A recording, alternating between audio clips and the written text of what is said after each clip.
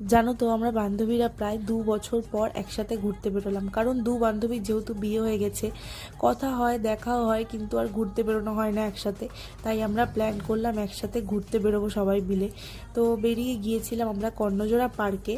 তো ওখানে গিয়ে সবাই মিলে হাসি ঠাট্টা মজা গল্প, চিপস খাওয়া কোল্ড ড্রিঙ্কস খাওয়া হচ্ছিল, অনেক হাসি ঠাট্টা মজা হচ্ছিল। তারপরে রিলস শ্যুট হবে জন্য এদিকে আমার দুই বান্ধবী টাচ আপ করতে ব্যস্ত।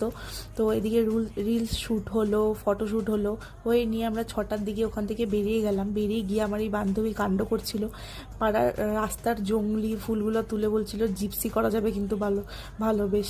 তো ওখান থেকে বেরিয়ে গিয়ে তারপরে আমরা আসলাম চা খেতে, কারণ সবারই চা খাওয়ার অভ্যাস একটু, আর রোদের মধ্যে যেহেতু ঘুরেছি চা না খেলে ভালো লাগে না। তারপরে চা খেয়ে ওখান থেকে গেলাম বানারসি গালিতে ফুচকা খেতে, কারণ আমার বান্ধবীর ভেজ ও নন ভেজ কিছুই খাবে না। তো ফুচকা খেয়ে